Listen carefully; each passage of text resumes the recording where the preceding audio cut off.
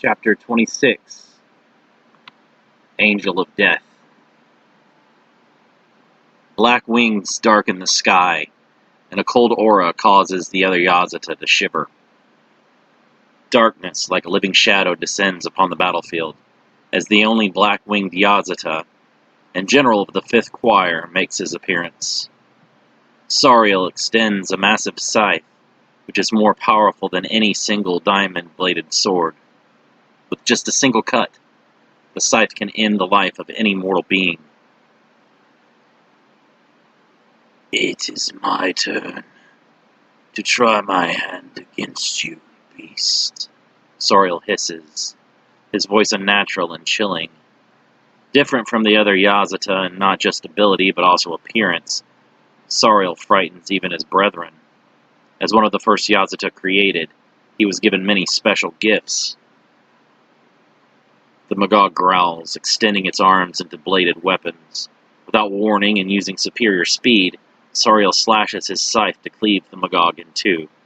The beast can only blink in surprise as the two portions of its body separate and fall to the dirt. His speed is unreal, Uriel thinks, still lying in defeat on the ground. Stand, my brother.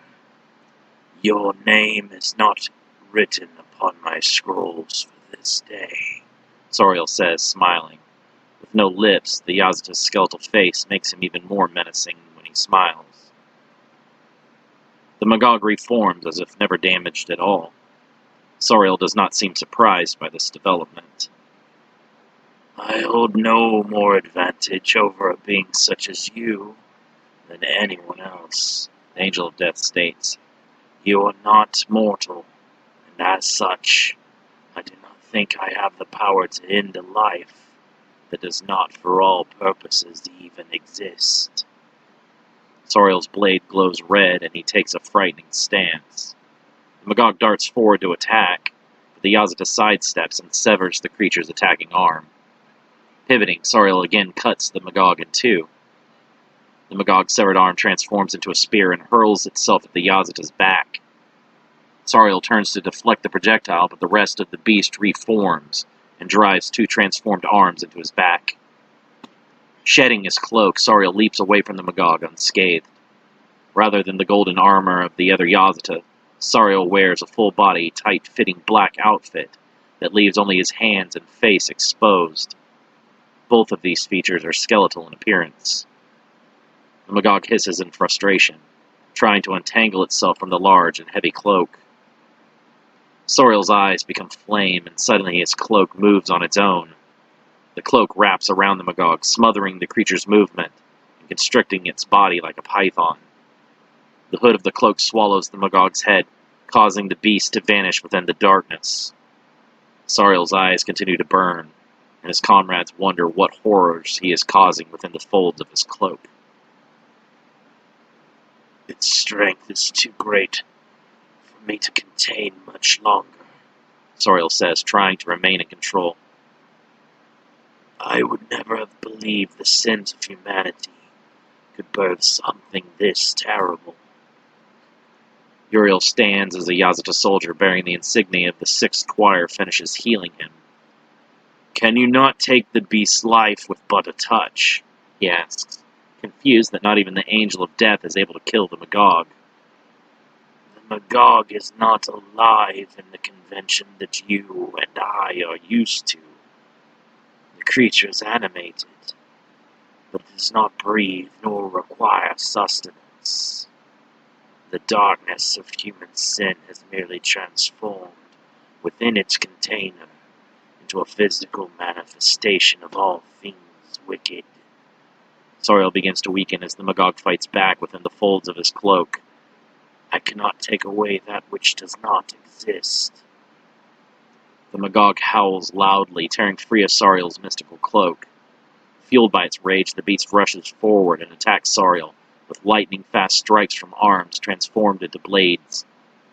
The Yazata Seraphim defends with his scythe, matching each strike with equal force and speed. The others watching are left in awe of the general's power, amazed that he is the only among them that has managed to fight on par with the creature. Offer him our support, Rothiel shouts, drawing his sword. "With our aid, he may be able to overcome the Magog and end this." "No!" Sariel shouts, blocking an overhead slash with the side of his weapon. The force pushes his heels back several inches, and he strains to press back against his opponent. "Hold your positions. You will only get in my way. Remember that any accidental touch from me will end your life. I cannot control my power in that regard."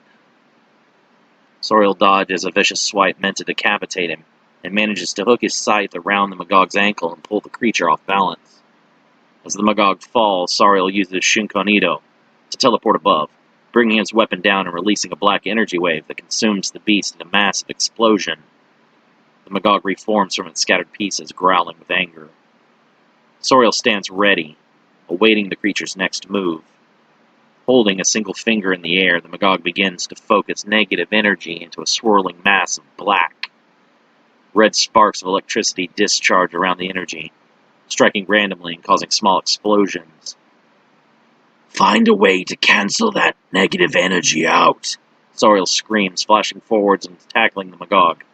Before hitting the ground, the Seraphim causes them both to vanish with Shunkonido.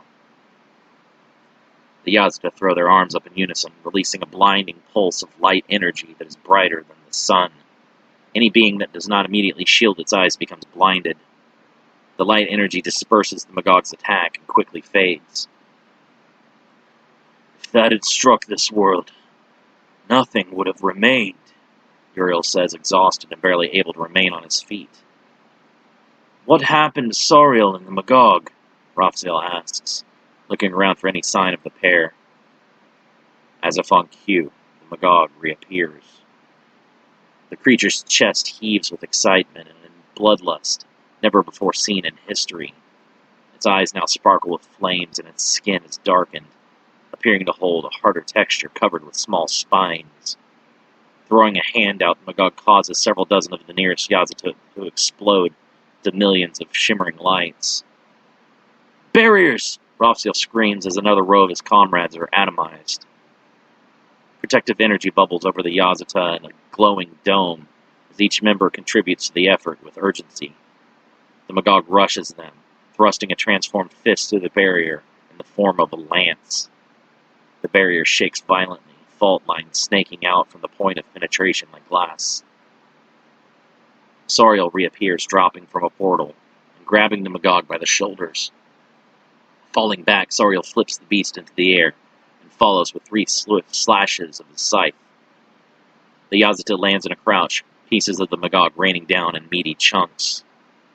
Sariel pivots, consuming the portions of the Magog with a large palm-released energy blast. "What happened?" Uriel asks. "When it appeared without you, we thought that you had been killed." "It is learning," Sariel says. "The longer it is free, the more the intelligence of the creature grows. So I tried to keep the creature trapped within the dimensional void. The beast mimicked my Shunkonido and escaped. It somehow adapted my ability to save itself from imprisonment." "It is also getting stronger," Rothiel says. "If we cannot stop it soon, we may lack the ability to do so in the near future." "Somehow, containing it appears to be our best course of action," Soriel says, out of breath. The Magog again begins to reform, its well of strength nowhere near being depleted. Uriel tries to stall the creature, incinerating the remaining pieces with bursts of energy before they can be pulled into the growing mass of the Magog's main body. "Whatever we are going to do, we need to do it soon. The Magog's stamina is without end, while ours is nearly at its limit," Uriel says. Several of the Yazda clutch their chests, screaming in pain. The generals turn, looking on in horror as the Magog has begun growing out of the bodies of their soldiers. Soriel glances up into the sky, noticing the black cloud of smoke hovering over the battlefield. "Disperse! Stop breathing in that smoke. When we burn the pieces, we merely converted the Magog's essence into a gaseous form. Sariel shouts, teleporting away from the smoke. The Yazda scatter, but 9 of them remain possessed by the Magog. Horned growths protrude from their bodies, and their eyes glow deep red in color. Sariel uses Shinkonido, flashing behind one of the Yazata, and placing his palm on the possessed shoulder of the soldier. "I am sorry, brother," Sariel whispers as the Yazata's body dries up and crumbles away into dust. The Magog reforms from one of the other Yazata, who were unfortunate enough to breathe in its smoke. The others possessed encircle the creature, eyes aflame with darkness. The Magog grins, raising a hand and sending its minions off to battle their brethren. Yazatan blades collide in a furious battle. The surviving Seraphim warriors are hesitant to fight against and injure their possessed fellows, but their enemies have no similar restraint. Many Yazatan warriors are struck down. "They are not our brothers any longer," Uriel shouts. "Fight them with all you have, or they will kill you."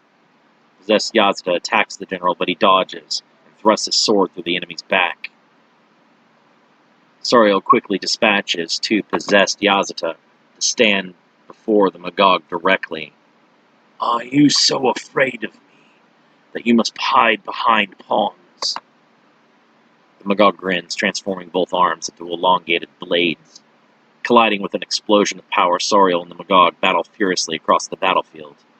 Each blow the Angel of Death manages to deliver causes decay on the Magog. The spread is slow and not enough to incapacitate the creature before each wound is able to heal. Sariel utilizes the superior speed of an Arche-level Yazata and blitzes the Magog with attacks faster than a mortal eye can process. As each piece of the Magog is cleaved by the Angel's scythe, the sinful creature is able to near instantly regenerate without fail. In a battle of attrition, no one will be able to outlast the Magog. "Aginestra, hurrah!" Sariel shouts, consuming the Magog in a cyclone of magical flames as he leaps backward to catch his breath. "That will not be enough," Uriel groans, leaning upon his sword. "If you can be careful enough to not accidentally touch me, I will provide you with support." "I prefer to fight alone, for that very reason. The guilt of killing a comrade by accident is not a burden I wish to bear." The Magog reaches through the flames with an elongated arm, grabbing Sariel by the throat and slamming him back against a jagged rock outcropping. Uriel flashes to his aid, slashing down through the Magog's arm with his diamond blade. Pivoting, Uriel releases a pulse of divine energy through the Magog's chest. Sariel shakes off his previous surprise and adds his own energy to the attack. A massive explosion follows, yet the Magog is healed before the smoke even clears. "That is not even fair," Uriel complains, out of breath. "Still intent on hating me?" Sariel asks. Uriel shrugs. "I have never backed down from a challenge in battle before," the Arche grins. "How could I continue to lead the 7th if I did not give this fight my all?" "The pride of the 7th Choir," Sariel muses. "Is this merely to maintain your reputation?" "I'm insulted, brother. The pride of the 7th Choir comes not from the arrogance of my own abilities, but a faith that I have in those who have served alongside me in battle. It is due to them that I do not fear defeat or death." "He proclaims to the Angel of Death," Sariel laughs. "So be it. We shall fight him together." The 2 Arche rush towards the Magog, Sariel breaking left and Uriel to the right. The Magog extends its arms to attack, but the Yazata dodge, moving in closer. Scythe and sword cleave through evil flesh, cutting the Magog in 2. Without waiting for their foe to regenerate, the Arche consume the beast in a bombardment of energy blasts. Each blast bites into the earth until a deep hole is formed. Lava begins to fill the cavity, but the Arche refuse to let up and continue their assault. Panting with exhaustion, the Yazda finally lower their hands and allow the dust to settle. "Level 8 binding, Crystal Prism Kresnik," Raphael shouts from above, teleporting to the battle with with half a dozen of his fellow Seraphim warriors. A massive crystalline gem forms around the Magog, trapping the creature within. The other Yazda concentrate, forming subsequent layers of binding that alternate between metal, stone, and crystal. Good to see that you still possess a fighting spirit, Uriel compliments. Well, you are in no position to continue, Raphael jests. The outer layer of that binding is already beginning to crack. That monster will not quit, Uriel says with exasperation. We cannot afford to spare the stamina needed to hold the Magog immobile, Raphael says. Sariel looks over at the Yazda struggling to continue battling. They are drenched with sweat, and several are barely able to remain standing. I believe that they will soon give out completely. Uriel looks over at the other Yazda as well. Damn, he curses. That is not good. Can you restore their stamina at all? Sariel asks. Uriel shakes his head. I am afraid that I am less than a novice at healing magic. All of my skills are in combat. Same, Sariel replies. These hands traded the ability to heal in exchange for the death touch. The first layer binding on the Magog completely shatters, knocking its caster to the ground. The Yazda begins to cough out of breath. Get ready, Uriel cautions. I fear we only have a few moments to rest before that beast is freed. Made up of stone, the next layer of binding shatters quickly and sends its caster tumbling. Raphael and the remaining Yazatan casters strain to maintain their own spells of binding. If you have any plans, please share them now, Raphael says, also out of breath. I have enough energy for maybe one more attack, Sariel admits. I am not much of a long-game fighter. We need to make that last attack count, Uriel says. On my order, release the Magog's binding. It is better to release the spell than have it forcefully broken and return damage back on us. Raphael nods. Then what? Then I hit that beast with everything that I have. You and the others will attempt to slow the Magog down and provide distractions from Sariel. When the moment presents itself, Sariel, you will deliver your strongest attack. With any luck, we'll be able to deal enough damage to the Magog that it will not be immediately able to regenerate. Raphael and the other Yazda leap away and form a circle around the imprisoned Magog. Release your spells now, Uriel shouts. As told, the Yazda release their binding spells, and the Magog darts high up into the air to assess the situation. The beast of sin glares down at the angelic beings with hatred. Keep your eyes on me, vermin, Uriel shouts, holding out his sword and placing his other hand against his wrist to brace it. It shall be my blade that strikes you down. The general's sword begins to glow brightly. Zakura Tensei, swords dance 1,000 blades. Uriel's Yazdan energy erupts into a violent cyclone.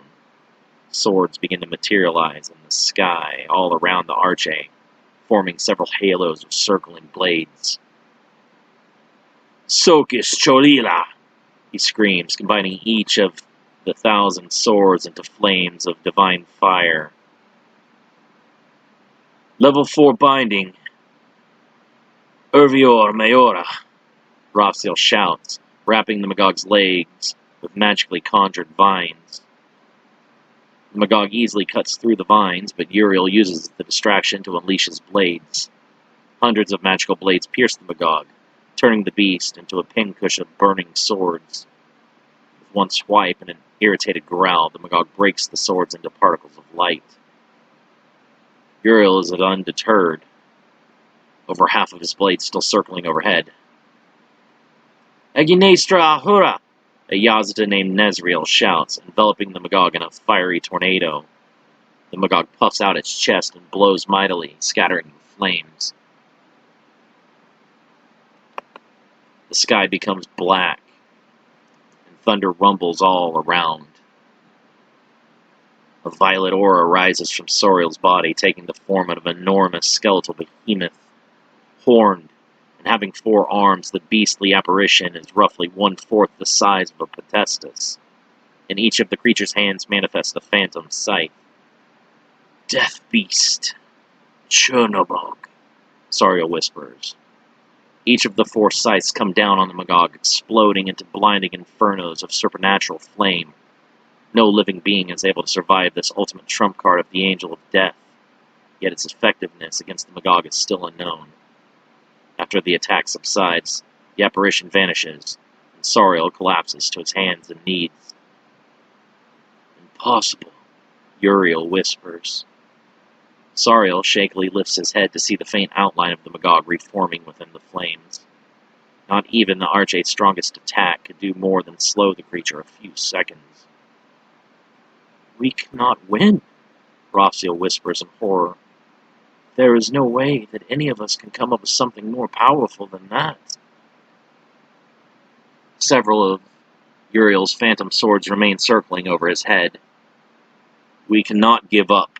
So long as we draw breath, we must fight on. Nodding, Raphael joins Taniel in trying to hold the Magog at bay with a barrage of energy pulses. A member of the 4th Choir kneels beside Soriel, hesitating to hold his hands above the Archade's body to restore his stamina and heal his injuries.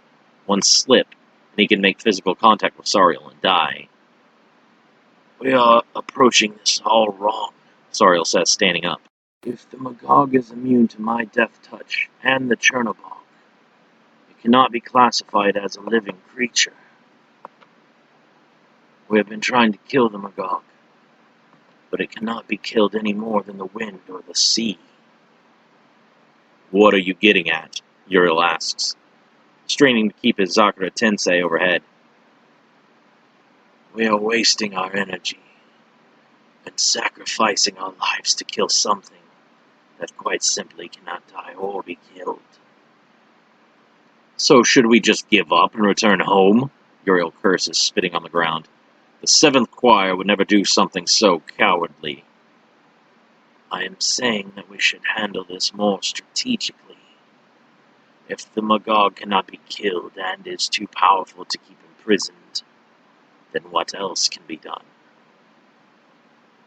If that is true, then we really do not stand a chance at victory. I refuse to believe any battle is unable to be won. Soriel shakes his head. If the Magog cannot die because it is not mortal, we must change that. We need to somehow grant the Magog mortality. Blasphemy! Uriel shouts. You would breathe life into that abomination. We do not know what side effects becoming mortal could cause. Even if we were able to kill the Magog, we have no idea if Sheol could keep its spirit contained. The entire afterlife would be potentially at risk. I am merely putting forth a suggestion. We by no means have to attempt this course, Soriel shrugs. I really do not think that it is a good idea. We need to come up with some other method of combat, and quickly. The Magog scatters Taniel and Raphael with energy pulses and approaches the 2 Archade with murderous intent. Saliva drips from the Magog's gaping jaws, and its eyes sparkle with madness. Uriel attacks with his swords, but the Magog screams, shattering the blades and knocking the general to his back with the shockwave. Soriel advances, attacking with a head-level slash, but the Magog evades and delivers a hard uppercut before backhanding the Archade to the ground. Soriel rolls over his shoulder, coming up with a quickly conjured energy scythe that cuts the Magog in half. As the halves of the Magog part, Soriel dismisses the scythe and snaps his fingers to conjure a black rose in his hand. With the wave of his hand, Soriel sends the rose through the Magog's center and weaves magical vines into the creature until both sections are consumed. The ground opens up and a skeletal hand emerges to drag the Magog into a dark abyss. With a burst of devilish strength, the Magog rips free of the phantom hand and dissolves the black rose with its energy. Soriel drops to a knee, exhausted. No matter what we do, it is not enough. To a mortal being, you are one of the most feared beings in all of existence, Soriel says. but to the Magog, which is devoid of even a spark of life, your attacks are no more effective than mine." "You do not mince words, do you?" Soriel laughs. The Arche's laugh is forced and tired. The battle has not been overly long, but its toll has been great. "My hope was that we could chip away at the creature's stamina, but it seems our own reserves are far too weak to make a difference. By the time we could manage to wear the Magog down to a manageable level, we would all be too drained to capitalize." "That is assuming the Magog has limited strength." "Do you honestly believe that the Creator would design a creature so powerful with no limitations or weaknesses? I cannot accept that he would be so cruel." "If the Magog has a maximum threshold to its power, it may be that we are simply too weak to push it to that brink." "And if that is true, this will only be the first of many worlds to fall. Few beings exceed us in power, and fewer still interact with this realm whatsoever." "If the Aesir could be petitioned for aid, it would be beneficial to both our causes." "We should not consider such options. The Aesir were prohibited from this realm for a reason. Inviting them back would not only be a showing of weakness on our part, it would also go against the Creator's very will." "The Aesir would not want the extinction of humanity. Without mankind, there would be no one left to give them praise and adoration that they crave." "The Aesir may be dangerous, but they may also be our best chance." The Magog continues to tear through the Seraphim warriors, cutting each down while taking no lasting damage. The Yazata are fatigued, and their reaction times greatly slowed. The Magog, on the other hand, has lost little of its overall strength and continues to make sport of all who stand in opposition. "Nariel!" Uriel shouts, calling over one of his choir members still standing. "Seek out any of the Aesir who might lend us aid." "Sir?" Nariel whispers, surprised. "We are forbidden from interacting with any of the Aesir." "These are special circumstances. Outside of total planetary destruction, I can see no other way of defeating the Magog. Many of the Aesir exceed even a Potestas in strength. If we could sway even one or two of them to our cause, we might stand a chance at victory." Nariel nods. "Most of the Aesir were banished to Mirgaro. Shall I focus my search there?" "There is no way an Aesir could exist upon this world and not be aware of the Magog's assault. If any of them are here, they are cowards or simply do not care what befalls humanity. Those who have been banished may seek a second chance and seize the opportunity of returning to this realm." Nariel vanishes in a flash of light. Even though the world of Mirgaro has been sealed away so that none may come or go, such restrictions do not affect the Yazatan ability of Shinkonido. A being as high as an Aesir may be able to destroy Yazata with the snap of their fingers, but they do not have the means to teleport anywhere instantaneously. This ability is unique only to the Yazata, and to a lesser extent, spiritual entities such as ghosts and specters. Anshar Realm, world of Leviite, the former mansion of the Second Choir. As Yabashale arrived at the once thriving world that was once the abode of angelic sages, he was met with a haunting sight. The once majestic complex that had been a sanctuary of knowledge and wisdom lay in ruins, untouched and abandoned for centuries. The buildings, which had once reached towards the heavens with grandeur and grace, now stood as dilapidated remnants of their former glory. Weathered stone walls crumbled under the weight of time, revealing the scars of neglect and decay. Nature had taken its course with ivy and vines weaving their way through broken windows and crumbling archways, claiming the abandoned structures as their own. The courtyard, once a place of vibrant gatherings and intellectual discourse, was now overgrown with wild flora. Tall grasses swayed in the breeze, their vibrant greens contrasting with the muted hues of crumbling stone. The air was heavy with a sense of stillness, as if the very essence of knowledge and enlightenment had been frozen in time. The celestial visitor ventured deeper into the heart of the complex, exploring chambers that had been once filled with the echoes of angelic voices and the scent of ancient parchment. Now they stood as silent testaments to a forgotten era, their contents scattered and ravaged by the relentless passage of time. Books, once treasures of celestial wisdoms, lay in disarray, their pages yellowed and brittle with age. Dust danced in the air, stirred by the footsteps of the Yazata as he gingerly made his way through the abandoned halls. Shattered stained glass windows once depicting celestial scenes and angelic parables offered glimpses of faded colors that hinted at their former beauty. In the heart of the complex, Yabashale discovered a grand library, its shelves lined with empty scrolls and books with torn pages. The towering bookcases, once filled with volumes of celestial knowledge, now stood as hollow sentinels, their contents lost to the ravages of time. The scent of ink and parchment lingered, reminiscent of the intellectual pursuits and diligent study that had once occupied these sacred halls. Throughout the complex, Yabashale encountered remnants of celestial artifacts that had once held great power. Broken staffs, shattered crystals, and tarnished relics lay strewn about, their magic faded and forgotten. These remnants whispered tales of battles fought, prophecies foretold in a deep connection to the divine energies that once coursed through the complex. Amidst the desolation, Yabashale felt a profound sense of loss and longing. The absence of the angelic sages who had once resided in these hallowed halls weighed heavily upon his celestial heart, as if the very essence of wisdom and enlightenment had been extinguished, leaving behind only echoes and remnants of the forgotten era. The building seemed long abandoned and in disuse, consistent with the choir being disbanded after the first war of falling. As Yabashale is about to leave, he senses the faint traces of energy far below him, beneath the planet's surface. Finding this strange, he searches for a secret entrance that would lead to an additional underground area not previously known to the other choirs.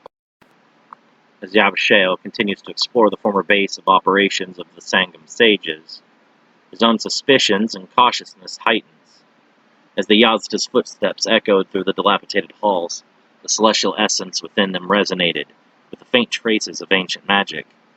He traced his fingertips along the worn walls, feeling for irregularities and subtle indentations that might conceal the entrance to a secret underground realm.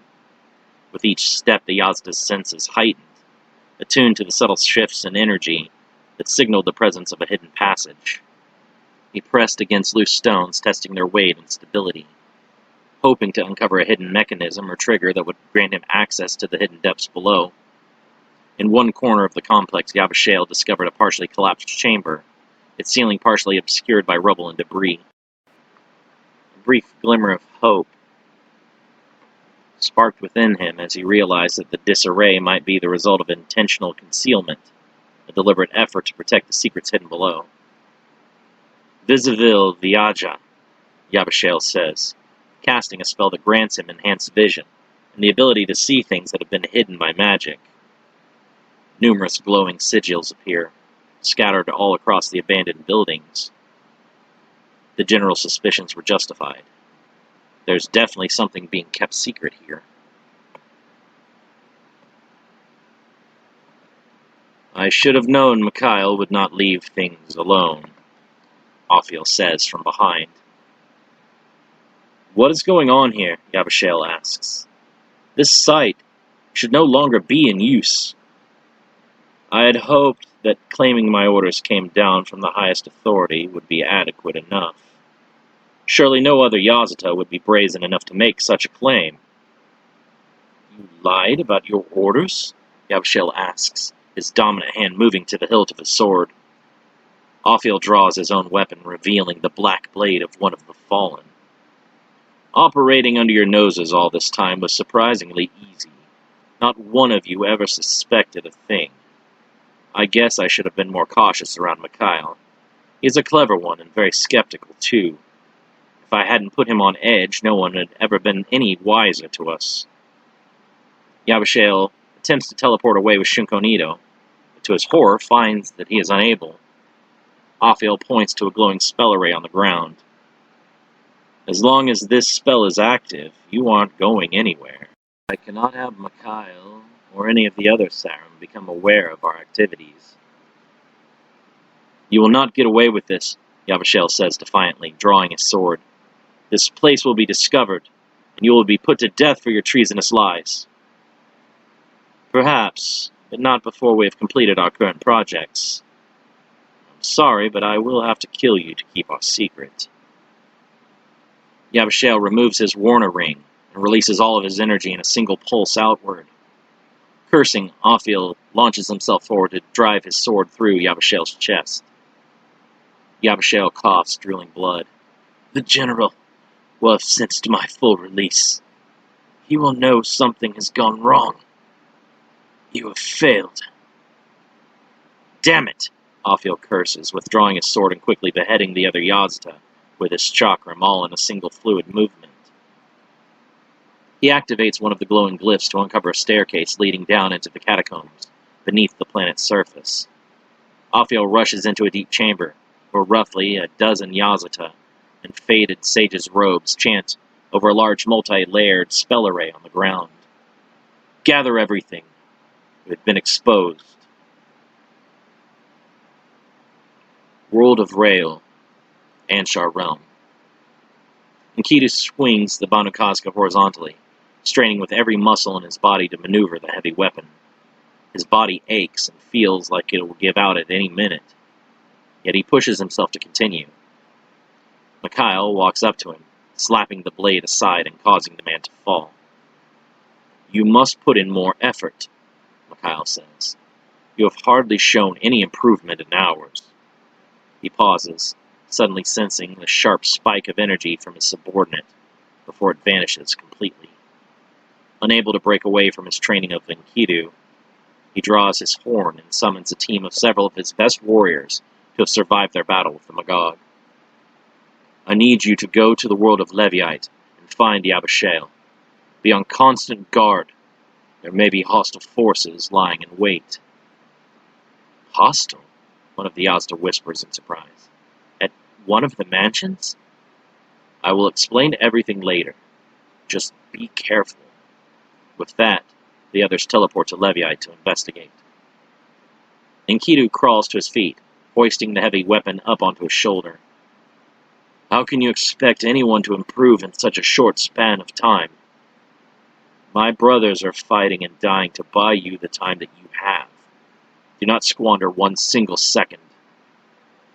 Enkidu begins to practice again, and Mikhail walks away in frustration. This is not working, the Seraphim General thinks.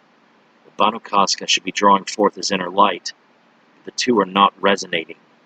He will stand no better chance against the Magog with that blade than were he to be wielding the branch of a tree. You are a descendant of the Nephilim, Mikhail says sternly. The blood in your veins is akin to mine own. Inside of you burns the fire of the most powerful creatures to ever walk upon this earth. Separately, the Yazda are strong and humanity is weak. He extends his own sword towards the man. But when combined, our races become something that even the Creator had to take notice of. Why do you think the Yazda were forbade from ever mixing with humans again? Our offspring transcended anything the Creator had ever before designed. A single Nephilim had the power to destroy entire stars. Enkidu's eyes widen. Now imagine an entire population of these beings upon the world. What does that have to do with me becoming strong enough to defeat the Magog? Enkidu asks. You are only a handful of generations removed from that great power. The blood of the Nephilim has not yet diluted enough for you to have lost the ability to tap into that ancestral strength. You must find that power and bring it to the surface. I do not know how, Enkidu says, dropping the Banu Kazka to the ground with a loud crash. I am not the man you think me to be. Pick up that weapon right now, Mikhail orders angrily. All of Enkidu's fighting instincts tell him that the Yazda is about to attack. Enkidu lifts up the hilt with his foot, erecting a defense just in time as Mikhail strikes out with a single quick thrust. The human winces, the impact sending vibrations throughout his body. I am going to kill you, Mikhail says. If you cannot stop me, The destruction of all life on your world will be upon your head alone. Your species will cease to exist. You would not, Enkidu challenges. You already said that the Creator would preserve humanity by sparing a handful of us to start anew. That was tossed aside when you decided that you would take upon the burden of defending humanity from the Magog. Did you think that failure would not come with consequences? I do not believe that you would disobey God and allow all humans to perish. Mikhail rushes again, knocking Enkidu back with the force of his next blow. Fail to defend and see if I am indeed bluffing. Enkidu raises the Banakaska and manages to defend, again wincing in pain upon contact. Mikhail pivots, arcing his sword with a backswing to catch Enkidu across the neck. The speed of the Yazata's lighter weapon makes it difficult for Enkidu to counter in time. He manages to defend with the Banakaska, but not high enough, and is partially caught by the edge of Mikhail's sword. Enkidu stumbles, blood spraying from the right side of his neck just below his ear. Mikhail says nothing, and does not seem to pay attention to the near-fatal blow he has just inflicted. Spinning, Mikhail continues to carry his momentum into another attack. The angelic blade comes down on Enkidu as a glimmering flash. The human tries to turn to again bring up the Banakaska. The weight is still too great and his speed is inferior. Enkidu screams as a red line opens up diagonally from his left collar to his right hip. Blood splashes to the ground in thick droplets. The man struggles to remain conscious as his vision blurs and his thoughts become hazy. His fingers lose feeling, and the Banakaska drops to the ground. Pick that weapon up, Mikhail growls. Enkidu drops to a knee, beginning to lose consciousness. The extinction of humanity will be remembered as the sole failure of one man, Mikhail says, raising his sword. The phantom screams of thousands of people echo throughout Enkidu's head. Their cries are burned into his memory.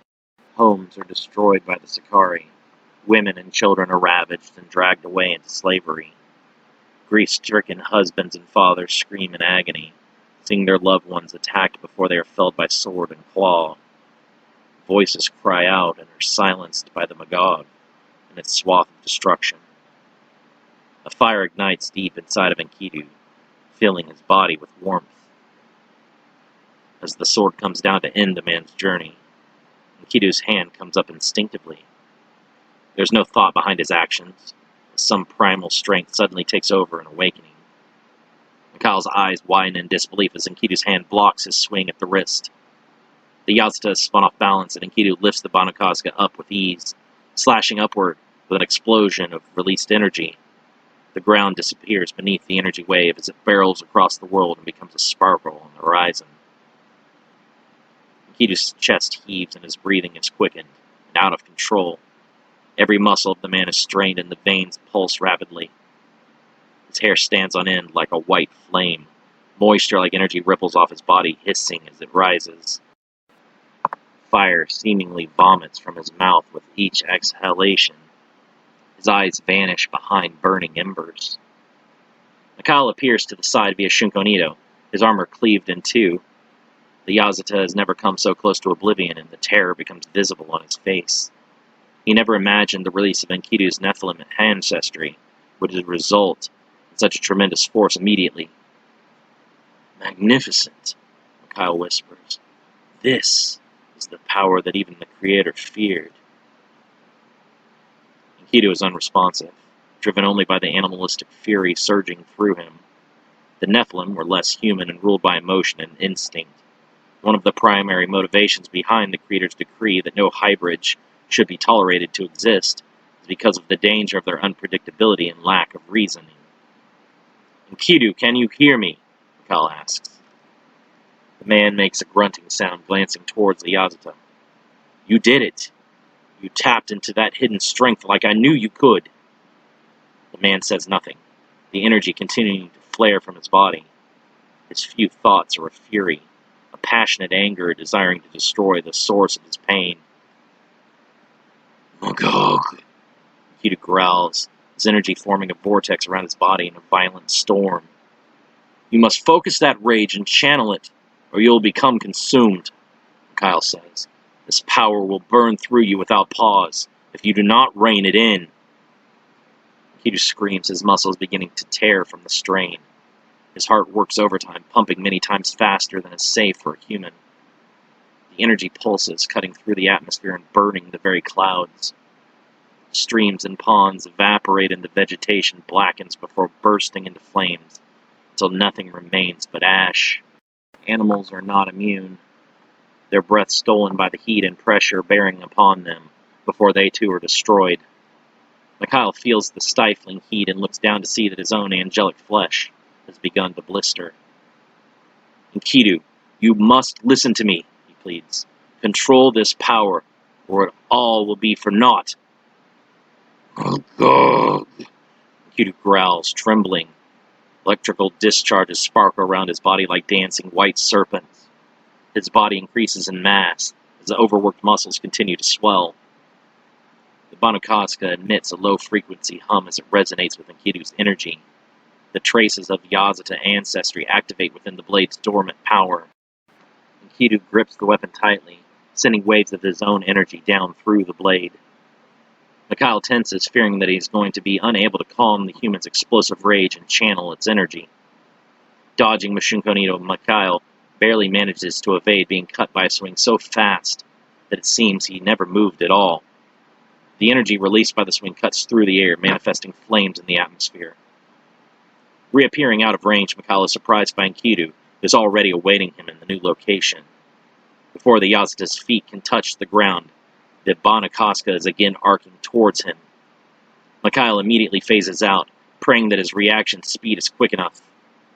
The Banakaska cuts through his image, causing it to disappear. Strands of white blonde hair float to the ground amidst several droplets of fluorescent blood. They repeat this dance each time Enkidu's speed and ferocity, somehow increasing over time. Mikhail fears that it is inevitable that he will be unable to dodge forever. The next time he appears, the Yazata defends with his sword and tries to buy an extra few seconds of precious time. The diamond-bladed weapon begins to crack, and Mikhail's knees buckle underneath the sheer force of the impact. A shockwave erupts outwards, leveling all remaining trees on the horizon. Pivoting, Mikhail places a palm flat against Enkidu's chest and floods the man's senses with many millennia of memories of joy, love, and accomplishment. Calming Enkidu's rage, Mikhail waits with his breath held until the fiery energy slowly fades and the man collapses to the dirt. Enkidu lies motionless, swallowed by fatigue. Mikhail drops to his own hindquarters in exhaustion and relief. If the newfound power within Enkidu can be harnessed, not even the Magog will be able to withstand such a force of destruction. The Kishar realm, world of Mirgaror, palace of the Aesir High King Worditz. As the Yazata descended upon the world of Mirgaror, the realm of the Aesir, they beheld a landscape that spoke of ancient power and rugged beauty. Mirgaror was a land of majestic mountains, verdant valleys, and vast, untamed forests. The air crackled with an electric energy, carrying the echoes of ancient battles and the whispers of forgotten legends. Approaching the palace of the Aesir King Worditz, the Yazata witnessed a structure that reflected the grandeur and might of its inhabitants. The palace stood atop a lofty peak, towering over the surrounding landscape as a symbol of the Aesir's sovereignty. It was a marvel of divine craftsmanship, with intricate carvings and golden accents that shimmered in the sunlight. The palace's architecture exuded a sense of strength and nobility. Its towering spires and imposing walls were adorned with intricate runic symbols, a testament to the ancient wisdom and arcane power wielded by the Aesir. As the Yazata drew nearer, they could sense the faint aura of enchantments and protective wards that permeated the very essence of the palace. In the presence of these enchantments, the Yazata recognized the depths of the Aesir's mystical prowess, and the intricate tapestry of magic that intertwined with their very being.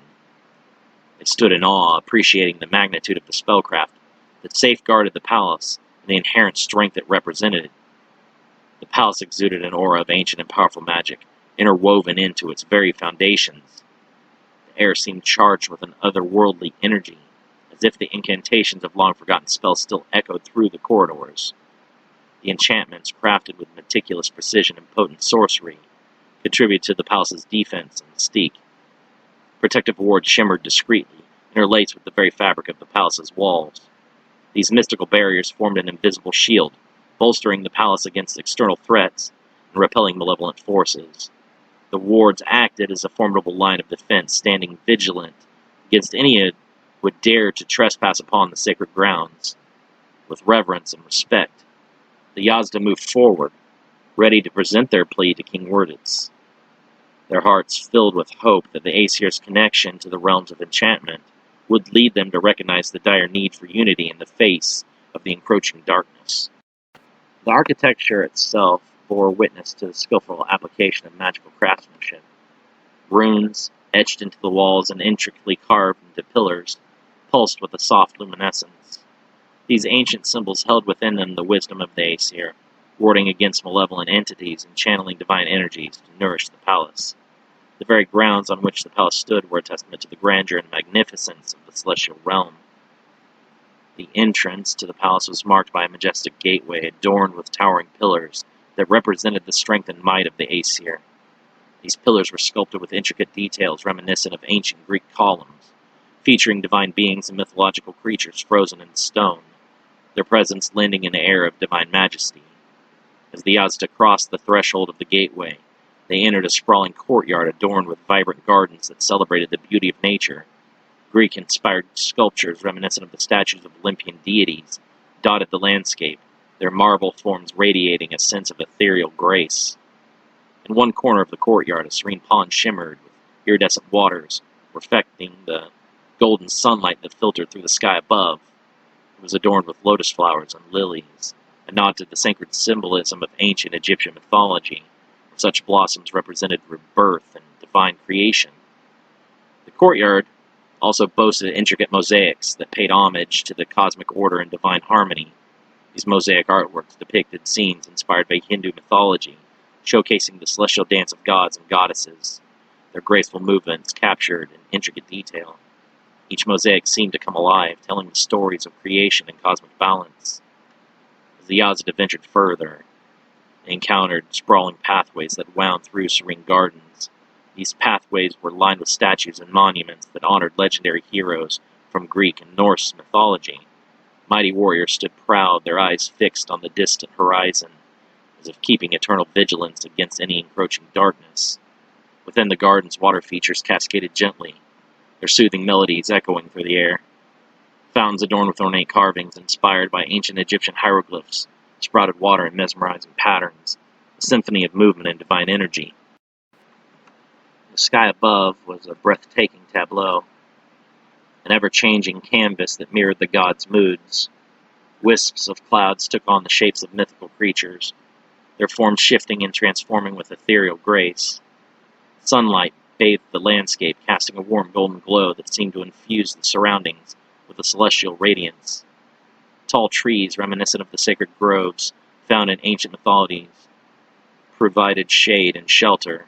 Their branches reached skyward, intertwining to form intricate canopies that dappled the ground with shifting patterns of light and shadow. These ancient arboreal sentinels whispered ancient wisdom as wind rustled through their leaves, sending a sense of tranquility and serenity to the outdoor sanctuary. As the Yazda moved through this captivating outdoor landscape, they felt the presence of the gods and the goddesses.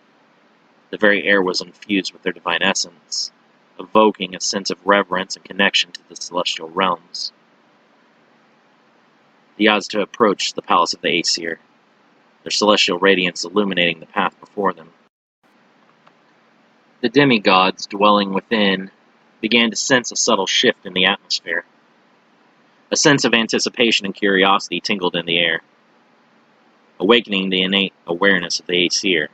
At first, it was a mere whisper carried on the wind, an ethereal melody that captured their attention. Heads turned, and gazes shifted skyward, drawn to the celestial spectacle unfolding before them. The Aesir, with their perceptive senses, recognized the divine presence of the Yazata as they descended upon their realm. Word spread swiftly throughout the palace, carried by the eager whispers of demigods and servants alike. Doors creaked open, revealing inquisitive faces peering out wide-eyed. The Aesir, ever vigilant and attuned to the subtle energies that course through their domain, were drawn to the celestial visitor, like moths to a sacred flame. From their vantage points within the palace, the demigods beheld the radiant arrival of the Yazda. Gasps of awe escaped their lips, mingling with hushed whispers that spoke of ancient tales and prophecies. The Yazda, adorned in its resplendent white gold armor, his wings ablaze with celestial light, commanded the attention and reverence of the Aesir. As the Yazda drew nearer, the Aesir ventured out of the palace, their steps filled with anticipation and a mix of curiosity and wariness. They had long ago declared their independence from the realms of the Yazata, forging their own path among the pantheons of the cosmos. Yet the arrival of this celestial being sparked a glimmer of nostalgia, stirring the memories of a shared history. Eyes filled with wonder and curiosity locked onto the Yazata, capturing the beauty and power radiating from its celestial form. Whispers rippled through the gathering Aesir, a chorus of speculation and awe. The demigods, each with their own unique demeanor and aura, regarded the Yazda with a mixture of respect and cautious intrigue. Some wore expressions of ancient wisdom, recognizing the significance of the celestial visitor and the weight of his mission. Others, driven by a more impetuous nature, regarded the Yazda with a glimmer of challenge in their eyes, their pride as demigods sparkling a determination to test the mettle of their celestial emissary. The Yazda continued their approach. The Aesir stepped forward, forming a path for their celestial guest. Their movements were a dance of grace and power, each step imbued with the confidence and nobility befitting their divine lineage. The air crackled with an electric energy, carrying the tension and anticipation that hung between the celestial beings. The Aesir regarded their celestial visitor with a mixture of curiosity and wariness. The arrival of an angel marked a rare occasion, a momentous event that bridged the divide between realms, that invoked the memories of a time when their paths were intertwined. The Yazata, their wings of radiant energy unfurled, stepped through the grand entrance of the Aesir palace. Their arrival sent ripples of awe and anticipation through the air, as the Aesir inhabitants recognized the celestial visitor for what they were, representative of a realm they had long ago declared their independence from. As the Yazda entered the palace of the Aesir, they found themselves immersed in an architectural marvel that seamlessly blended elements from various mythological traditions. The structure stood as a testament to the harmonious fusion of divine aesthetics, inspired by ancient Greece, Norse, Egyptian, and Hindu influences. The palace's facade bore the grandeur of Greek architecture, with majestic columns adorned with intricate carvings that celebrated the gods and heroes of Hellenic mythology. The fluted pillars, crafted with impeccable precision, supported an ornate entablature that displayed scenes of epic battles and divine triumphs reminiscent of the friezes found in ancient Greek temples.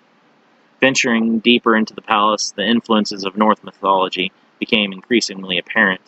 Their interior spaces opened up to grand halls with high vaulted ceilings, evoking the vastness and majesty of the halls in Asgard. The walls were adorned with tapestries depicting sagas of heroic deeds, interwoven with motifs of runes and Nordic symbols that spoke of the demigods' connection to their ancestral heritage. Moving further within the palace, the Yazda encountered chambers inspired by the grandeur of ancient Egyptian architecture. The walls were adorned with hieroglyphics, intricate reliefs and depictions of gods and goddesses in regal poses. The ceilings were adorned with elaborate frescoes, depicting celestial journeys and the journey of the soul in the afterlife. The overall design exuded a sense of awe and reverence, paying homage to the gods of the Egyptian pantheon. Within the palace's inner sanctums, the Yazda discovered shrines and prayer halls that drew inspiration from Hindu mythology. The architecture showcased intricate carvings of gods and goddesses in various divine poses, surrounded by ornate arches and domes reminiscent of ancient temples in India. The air was thick with the fragrance of incense, and the soft glow of oil lamps cast an ethereal ambience, invoking a sense of sacredness and spiritual devotion. Throughout the palace, elements from these diverse mythological traditions blended seamlessly. Greek columns intertwined with Nordic motifs. Egyptian hieroglyphics coexisted with Hindu-inspired domes. The result was a symphony of architectural splendor that honored the collective wisdom, power, and beauty of these ancient pantheons. The The fusion of architectural styles served as a testament to the Aesir's eclectic nature, reflecting their multifaceted lineage and diverse influences.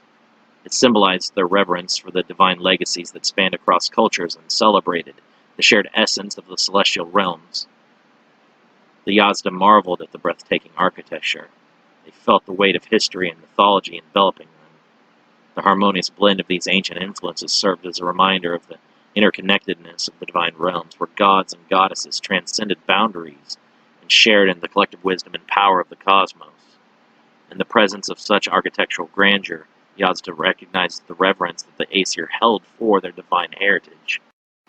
They stood in awe of the artistic mastery and craftsmanship that wove together the elements of these mythological traditions, creating a palace that transcended time and invoked a sense of timeless wonder. Within the palace, the halls resonated with echoes of epic tales and fierce battles. The halls were adorned with tapestries depicting glorious victories and heroic deeds, chronicling the Aesir's rich history. The air hummed with a vibrant energy, filled with the whispers of ancient knowledge and the echoes of forgotten incantations. The Aesir themselves moved with a majestic grace, exuding an air of confidence and indomitable spirit. They possessed an inherent resilience born from countless battles and a deep connection to their divine lineage. Their interactions were laced with a mixture of camaraderie and independence, each Aesir fiercely upholding their individuality while acknowledging their shared heritage. The stage was set for an encounter of divine beings as the Yazata sought to garner the aid of the Aesir in their battle against the Magog. Within the majestic palace of the Aesir, the fate of the worlds hung in the balance, and the destinies of celestial beings converged in a dance of diplomacy and shared purpose. Within the palace's chambers, ethereal light sources flickered and danced with a magical glow, casting an enchanting radiance upon the surroundings. These magical illuminations not only provided light, but also imbued the spaces with a sense of tranquility and serenity, soothing the souls of those who resided within the hallowed halls. The furniture and artifacts within the palace bore traces of enchantment as well. Thrones and pedestals resonated with a subtle hum, their magical properties enhancing the strength and aura of those who sat upon them. Artistic tapestries depicted mesmerizing scenes that seemed to come alive under certain angles of light, as if infused with an enchanted breath that brought the ancient sagas to vivid life. The inhabitants of this palace were the Aesir demigods of unparalleled might and prowess. They possessed a mixture of divine and moral qualities, their appearances reflecting a unique blend of ethereal beauty and rugged strength. The Aesir, clad in resplendent armor and garments crafted with celestial artistry, bore the marks of their immortality and eternal youth. Their features were noble and regal, radiating an aura of authority and command. Hair of gold or fiery red cascaded down their backs, shimmering like molten threads. Eyes of vibrant hues ranging from piercing blue to emerald green held within them a spark of ancient wisdom and determination. Their physiques were sculpted and powerful, embodying the perfect balance of strength and grace. Each Aesir carried with them a distinctive weapon forged with divine craftsmanship and imbued with magical properties. From gleaming swords to mighty war hammers, their armaments spoke of their martial prowess and unyielding resolve. The Yazata traversed the ornate corridors, their steps echoing with purpose and determination. They were met by a delegation of Aesir warriors, these demigods each bearing a distinct aura of strength and valor, donned with intricately crafted armor or adorned with symbols of their divine lineage. The Aesir escorts carried themselves with an air of noble poise, their eyes gleaming with curiosity and a hint of wariness.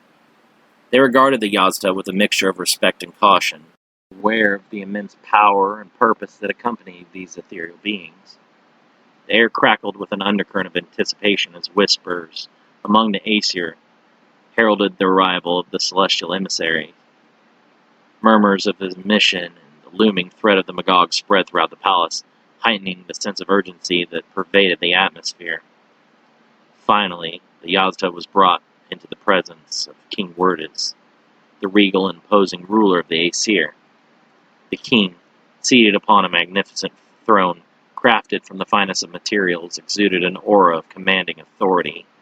His gaze, wise and penetrating, swept over the celestial visitor, assessing their intentions and the gravity of their request.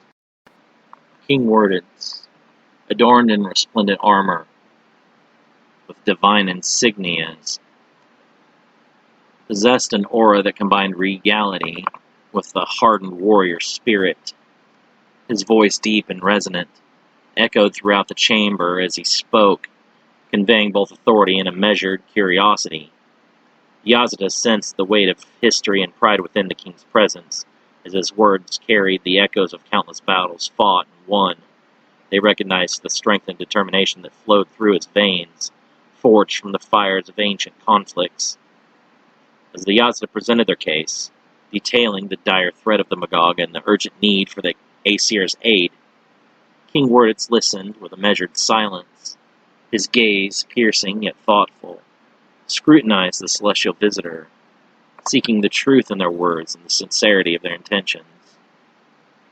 The air hung heavy with anticipation as the fate of the realms hung in the balance. The Yazida, embodying the unwavering determination of their celestial brethren, presented their case with clarity and conviction, their words guided by the urgency of their mission. In the presence of King Worditz and the gathered Aesir, the stage was set for a momentous alliance, a convergence of celestial forces against a common enemy. The outcome of this meeting would determine the course of the battle against the Magog and the future of worlds intertwined. As the Yazda awaited King Worditz's response, they stood firm in their purpose, their celestial essence radiating with hope and their profound belief in the potential of unity and shared strength. The moment had come for the Aesir to decide their stance, and the echoes of their choice would reverberate across the celestial realm.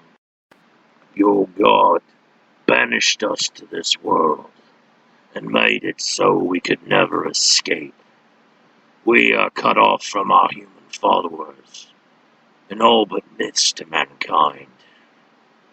Worditz growls from his throne. The Aesir king is robust, standing over 9 feet tall and heavy with muscle. His face is covered by a thick red beard, yet he is very human in appearance. Many of the Aesir served as a visual blueprint for the Creator when designing the mortal races that were to come after. Any world precious to that bastard can burn as far as I am concerned, a female Aesir with long black hair and a pale complexion says. She is Ro, one of Worditz's 19 children. I do not mean to cause any offense to beings much greater than I, Nariel says, keeping himself supplicant. Long ago, you were praised by the humans, and in turn, they became a source of great strength. Separated from that adoration, you are all but shadows of your former selves. Worditz laughs. That is true. In my prime, I could erase entire worlds with but a thought. He slumps in his throne, dejected. Now, I cannot even escape this planet. Help us save the humans, and remind them why their ancestors once sang your praises. Establish yourselves with the new generation, and become great again. That is very tempting, Worditz muses, stroking his beard. You would not entertain this idea, would you, father? An Aesir named Dunraz says. Dunraz is a great warrior, once able to render stars with his legendary blade Armenion. Why should I not? We are being given a chance to reclaim the mortal realms for our own. What better way to put a thumb in the eye of El Yaon than to usurp his most precious world and pets? Nariel is stunned, hearing the Aesir calling the Almighty by a name with familiarity and no respect whatsoever. Lesser beings would be put to death instantly for such a blasphemy. He wonders why the Creator tolerates the Aesir, instead of wiping them out long ago. I have no interest in returning to the mortal worlds, Dunraz says. Nariel's heart drops, hoping he could have recruited the legendary demigod swordsman. Being worshipped again would be fun, another of Worditz's daughters, named Sawilo, says. There is not much competition these days, mostly statues stoked with hidden ovens and lots of illusionary magic. Even less now that Nyarlathotep has been slain, Worditz adds. Wait, Nariel is caught off guard. How do you know this? As far as the Yazata is concerned, no messenger was ever sent to Mirgaro. Worditz taps his left eye. My travel may be restricted, but my vision is not. I see all that transpires in all of existence with this eye. The Aesir High King is able to see the present moment of all creation in his left eye, and the past in his right. It is true that the worm of Dwarka is dead. Nariel sickened to even mention the foul beast. It was through the actions of his followers that our current crisis has arisen. The Magog, Wordit says. Nariel nods. That abomination was able to make sport of the Seventh Choir, and every archay that has gone up against it. When the Potestas were deployed, rather than destroy the beast, one was felled and its power absorbed. The Magog is now stronger than ever, and none of us stand a chance at defeating it. Which is why you are brought here before me, Worditz grins. In terms of sheer power, I could eliminate the Magog. Releasing that energy, however, would erase much of the mortal realm. The Magog is an enemy that must be dispatched by exploiting its weaknesses, not by simply overpowering it. What weaknesses do you speak of? Nariel asks. Do you refer to purification techniques? Worditz nods. You already know. And you also know that none of us have the ability to forgive sin. As much as I stand over most other beings, that is one thing Elyon still taunts me with. I will never be a true deity until I achieve that power. And such, he will never view me as a true rival. Then all is lost, Nariel sighs. My mission ends in total failure. Not so. Worditz interrupts.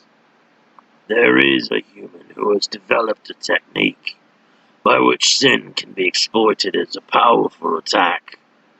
I believe that if I were able to learn from this human his technique, I could modify it enough to destroy the Magog without destroying the entire planet. Fear settles over Nariel. I do not know if that is such a good idea. You asked for my assistance, and that is my price. Arrange for me a meeting with the human named Enkidu, and I shall defeat the Magog for you. Is being able to leave this world not payment enough? Nariel asks. He does not wish to be responsible for granting the Aesir the power needed to challenge the Creator. Vro and Sawilo quickly bring blades against the Yazda's throat. You will not speak to Father in such a disrespectful manner. Worditz holds up a hand dismissing his daughters. There is no need for us to be enemies. I have had enough bloodshed with your kind just in holding the Vanir at bay. I must bring your terms before the Sarum and await their judgment. Worditz nods. Go and confer with them. I shall await your answer. Nariel bows in respect and vanishes as sudden as he appeared. Dunraz, assemble your soldiers. We will move as soon as the Yazata returns. Worditz says. Yes, Father, Dunras says, marching off with purpose. Do you really believe the Yazata will keep true to their word, should they approve your demands? Wordit's advisor named Snethru asks. They have betrayed us before. Returning to the mortal realm will allow us to spread out and regain our human followers. Our strength will grow until we surpass our former glory. If the Magog wipes out humanity, we will lose all future opportunities to achieve that kind of power. As much as it pains me to say, we need to cooperate with the Yazata. The Creator would not allow you to become a threat to his power. If you attempt to gain that human's abilities, he will move against you. Perhaps, but we will be much better suited to fight back when that time rises. Kisha realm, Earth. Yazda warriors cross swords with each other as now hundreds have become infected with pieces of the Magog. Laughing with delight, the creature watches its handiwork from high above the battlefield.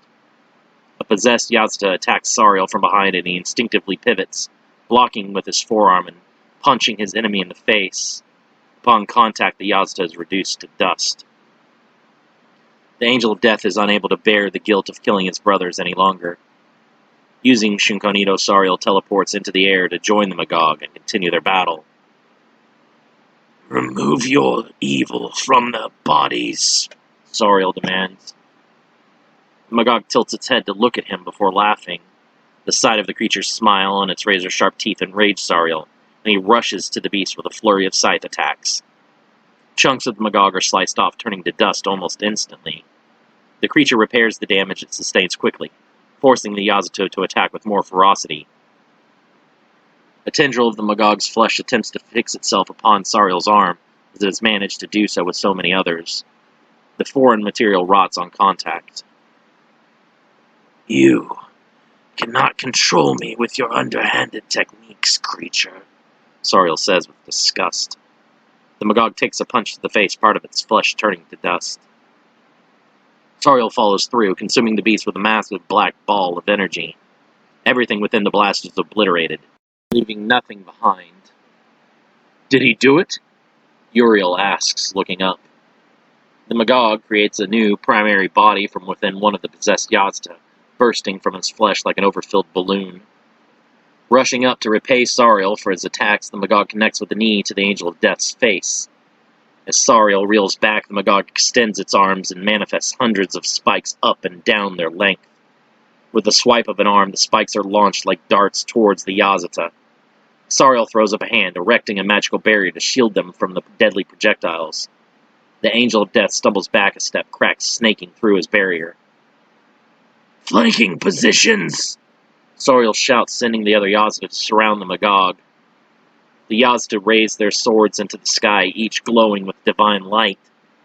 Golden halos manifest above the Yazda, charging their swords with energy. Jianwo, Tendo! The Yazda shout in unison, slashing down towards the Magog. The Magog rushes forward to dodge the holy onslaught, but Sariel intercepts with a palm to the face. The Magog growls in agony as its body slowly decays. In his other hand, the Arche manifests an ornate jar. Conjuring a magical wind, Sariel sweeps up the Magog's pieces into the jar. Placing a seal of Yazdan symbols over the jar, the Magog is trapped within.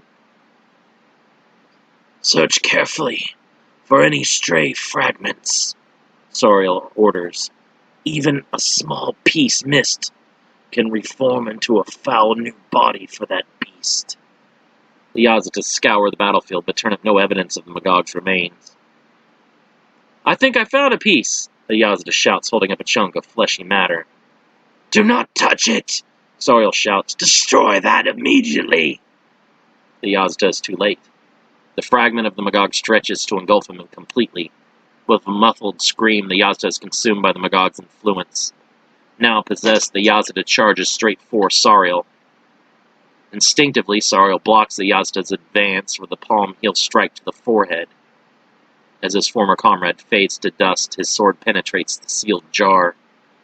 A terrible howl echoes out, red lightning flickers around Sariel, emanating from the cracked jar.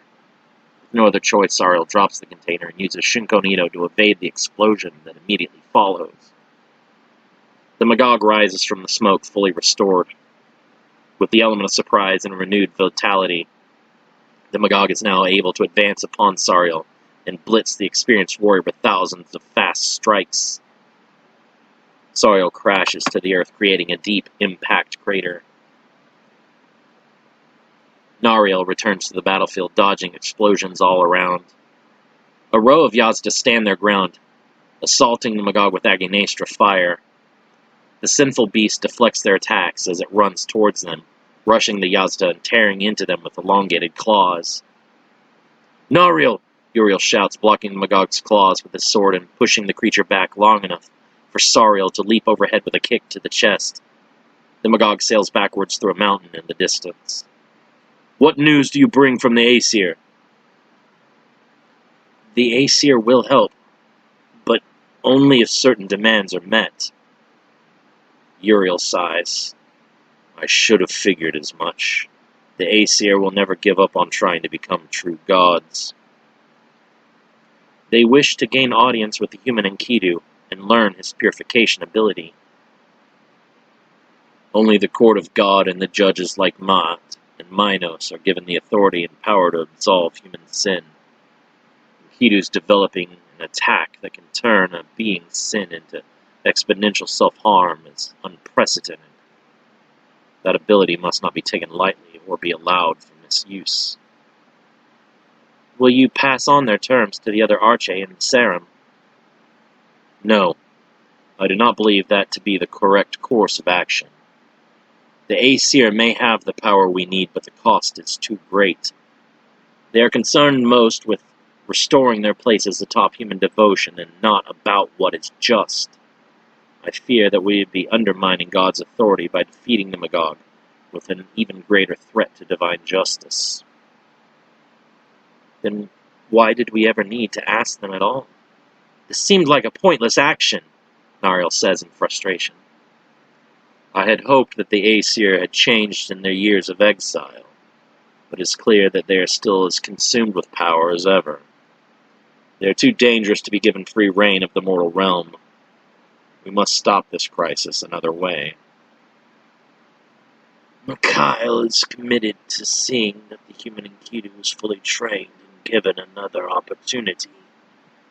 While I do not share his optimism, I do hope that the human will be able to at least weaken the Magog enough for us Arche to deliver a finishing blow, Sariel adds. The Aesir High King did seem as interested in Enkidu as Mikhail. Can the human truly be that crucial to the future? Nariel asks. If by some miracle we prevail and Enkidu survives, he must be dealt with, Sariel says. What are you suggesting? Nariel asks, frightened. Uriel is silent, knowing the dark deed that the Angel of Death speaks of. It seems beneath the Yazata, but he too agrees that Enkidu's power is far too dangerous to be allowed to exist. Good men or not, the Brahmastra is too dangerous. If any other being were to learn that technique, they might abuse that power and upset the entire balance of the universe. I shall make his passing painless, and he will be brought into Paradiso as a hero, Sariel continues. Sounds an awful lot like murder, Nariel says, backing away from the Arche. And I do not like the implication it brings. We're supposed to be held at a higher standard than the humans, yet you speak of committing the very kind of sins that birthed the Magog in the first place. Would Mikhail approve of your plan? He need not concern himself with such details. The general must focus solely on readying Enkidu for combat. If the human fails, our contingencies will be unnecessary. We are tasked with a much larger picture than the life of a single mortal.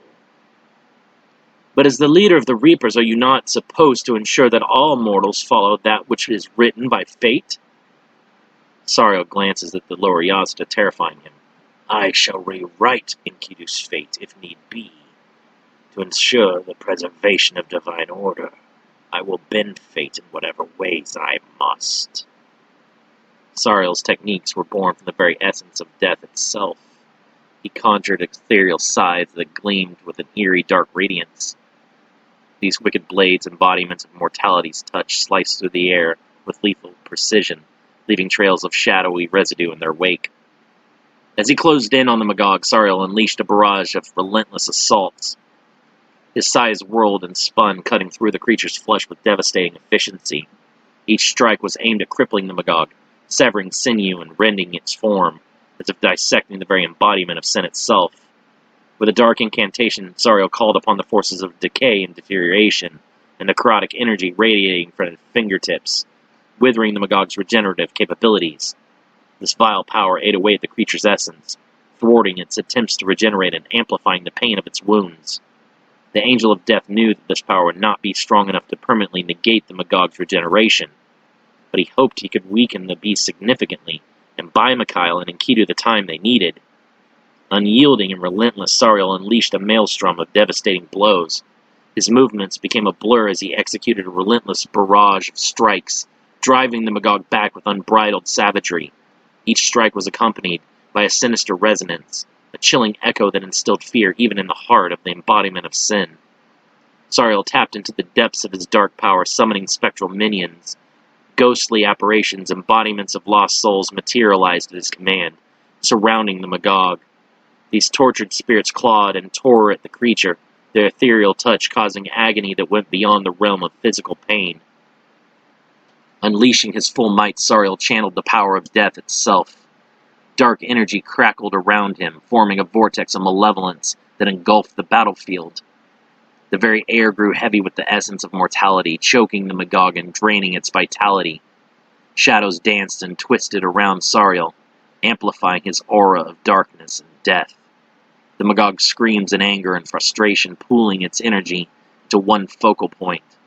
The Magog manifests an orb of violently flashing red that chokes out the little light remaining visible in the sky. Multiple Yazata attack the energy with blasts of their own, but they have no effect. Sariel crawls to his feet and notices the red glow cast over the ground. That will destroy this world if it is released, Sariel thinks, looking up in concern. As the energy continues to grow, Sariel has no choice but to intervene. Hurling his scythe, the Yazda severs both of Magog's wrists and causes the red orb to fall upon its creator. The blast erupts, the entire sky bursting into flames. The ground is raised, stripping down forests and mountains. Seas are evaporated and deep faults tear open across the surface of the earth.